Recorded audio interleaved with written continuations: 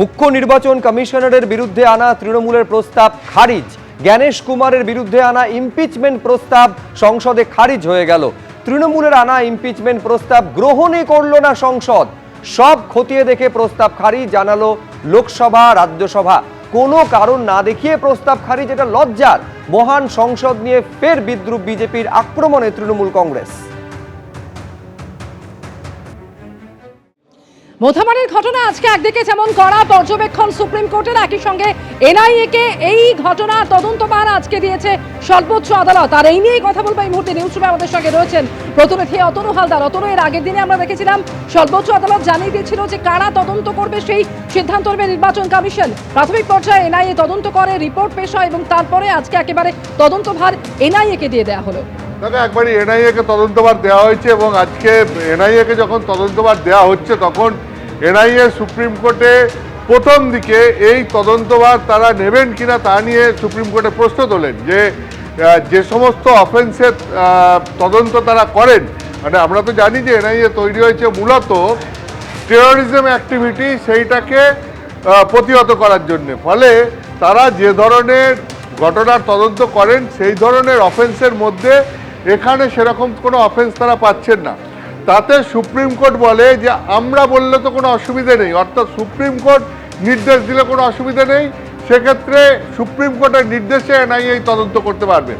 তখন এনআইএ এই তদন্তভার তুলে নেয় এবং সুপ্রিম কোর্ট এখানে বলার ক্ষেত্রে যেটা অত্যন্ত গুরুত্বপূর্ণ যে যাদেরকে গ্রেপ্তার করেছে রাজ্য পুলিশ এই মামলায় প্রত্যেককে জুডিশিয়াল কাস্টাডিতে পাঠিয়ে দিতে হবে এবং তারপর এনআইএ সেখান থেকে তাদেরকে নিজেদের কাস্টাডিতে নেওয়ার জন্য আবেদন জানাবে। অর্থাৎ রাজ্য পুলিশের হাতে আর কিচ্ছু থাকবে না। শুধু তাই নয়, রাজ্য পুলিশকে সমস্ত তথ্য, নথি, প্রমাণ, কেস ডায়েরি, যাবতীয় এফআইআর, মোট 12টা এফআইআর, সমস্ত কিছু এনআইএকে হ্যান্ড ওভার করে দিতে হবে এবং এনআইএ প্রয়োজন বোধ করলে পরে তারা নিজেরা আবার নতুন করে এফআইআর করবে। তার কারণ তুমি জানো, এই মালদার পাশের জেলা মুর্শিদাবাদই কয়েকদিন আগে বেলডাঙ্গাতে ঘটে যাওয়া একটা অশান্তির ঘটনায় এনআইএ তদন্তের নির্দেশ দেয় কলকাতা হাইকোর্ট এবং তারপরেও রীতিমতো টালবাহানা করে রাজ্য সরকার, রাজ্য পুলিশ প্রশাসন এনআইএর হাতে তথ্য প্রমাণ তুলে দিতে। শেষ পর্যন্ত সুপ্রিম কোর্টের হস্তক্ষেপে আবার সমস্ত তথ্য প্রমাণ, নথিপত্র সব এনআইএর হাতে হ্যান্ডওভার করে রাজ্য পুলিশ প্রশাসন। ফলে আজকে প্রথম থেকেই সুপ্রিম কোর্ট নির্দেশ দিয়ে দেয় যে যাবতীয় তথ্য প্রমাণ, নথিপত্র সব রাজ্য পুলিশকে তুলে দিতে হবে এনআইএর হাতে। তো এটা তো গেল একটা দিক। এবারে আমি আসছি যে এনআইএ তদন্ত কেন দিল সুপ্রিম কোর্ট। সুপ্রিম কোর্ট তার অবজারভেশনে বলছে যে এখানে যেহেতু মূল অভিযোগটা হচ্ছে স্থানীয় পুলিশ এবং রাজ্য প্রশাসনের বিরুদ্ধে, সেই কারণে এনআইএকে দিয়ে এটা তদন্ত করানোর সিদ্ধান্ত সুপ্রিম কোর্ট দিচ্ছে। এবং শুধু তাই নয়, সুপ্রিম কোর্ট বলছে যে ঘটনা ঘটেছে, সুপ্রিম কোর্টের পর্যবেক্ষণ যে এটা মোটিভেটেড, এটা প্রি প্ল্যান্ড এবং ডিপলি ইনস্টিগেটিভ। অর্থাৎ যে এটা যেভাবে ঘটনা ঘটেছে পূর্ব পরিকল্পনা অনুযায়ী এবং এর শিকড় অনেক গভীরে, এই ষড়যন্ত্রের শিকড় অনেক গভীরে, এটা সুপ্রিম কোর্ট তার পর্যবেক্ষণে বলছে। তোমার মনে আছে নিশ্চয়ই যে আগের দিন যখন মামলা হয়েছিল সুপ্রিম কোর্টে, তখনই সুপ্রিম কোর্ট বলেছিল যে এটা ক্যালকুলেটেড, ওয়েল প্ল্যান্ড এবং ডেলিভারেট অ্যাক্ট। এবং আজকেও সুপ্রিম কোর্ট বলল যে এটা একদম পূর্ব পরিকল্পিত এবং এর শিকড় অনেক গভীরে।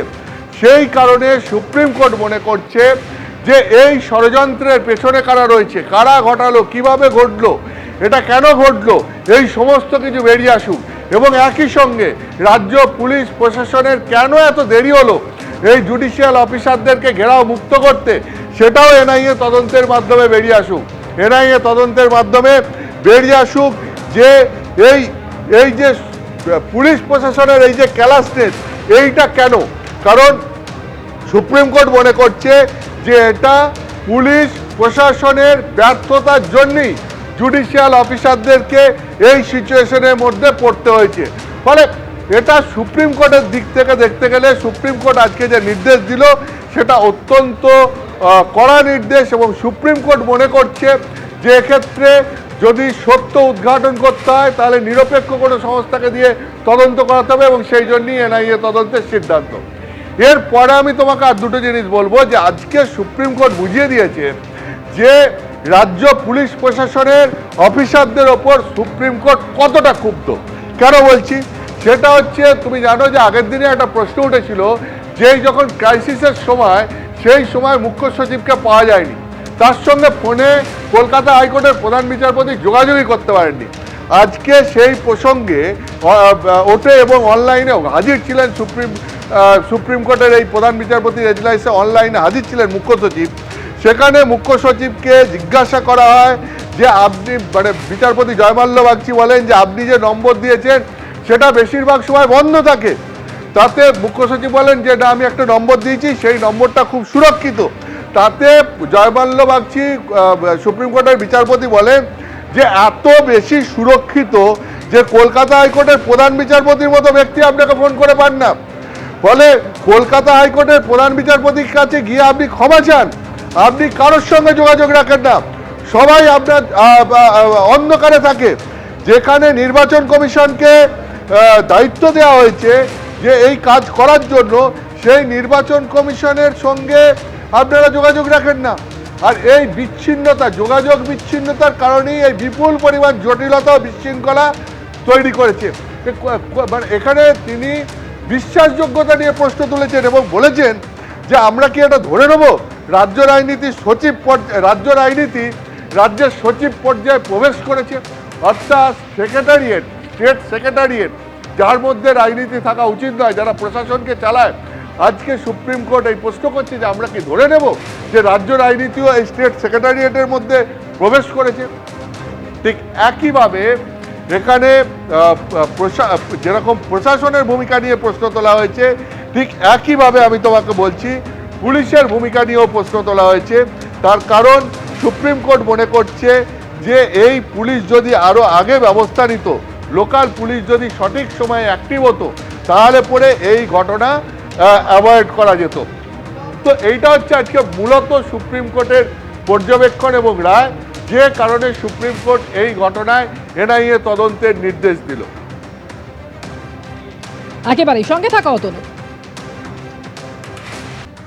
এবার জলপাইগুড়ির খবর আপনাদের সামনে রাখবো। জলপাইগুড়িতে অমৃত ভারত প্রকল্পের কাজে তোলাচে হামলার অভিযোগ সামনে এসেছে। তোলা না দেওয়ায় রেলের নির্মাণ কর্মীদের মারধর করা হয়েছে, এমনই অভিযোগ। আহত 7 জন রেলের নির্মাণ কর্মী। আতঙ্কে কাজ বন্ধ করে দিয়েছেন শ্রমিকরা। তৃণমূলের বিরুদ্ধেই হামলার অভিযোগ, দাবি রেলের। স্টেশনে তৃণমূল শ্রমিক সংগঠনের অবৈধ পার্টি অফিস গুড়িয়ে দেয় জেসিবি। হামলার অভিযোগে 7 জনের নামে অভিযোগ দায়ের হয়েছে, পলাতক অভিযুক্তরা।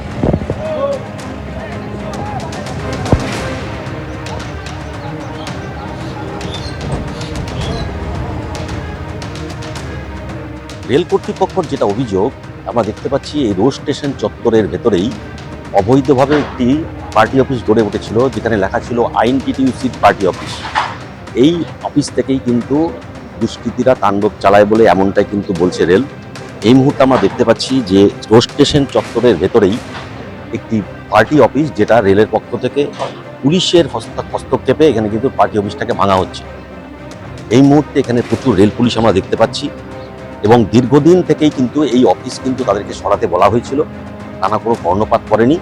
তারপর গত পরশুদিন রাত্রে এই দুষ্কৃতী হামলার পর রেল পুলিশের হস্তক্ষেপে এবং রেলের হস্তক্ষেপে এই কিন্তু অবৈধ পার্টি অফিস যেটা ছিল সেটাই কিন্তু ভেঙে ফেলা হচ্ছে রেল পুলিশের পক্ষ থেকে। ক্যামেরা রাজদীপ মন্ডলের সাথে রাজা চট্টোপাধ্যায়, এবিপি আনন্দ, জলপাইগুড়ি। এবিপি আনন্দ, এগিয়ে থাকে, এগিয়ে রাখে।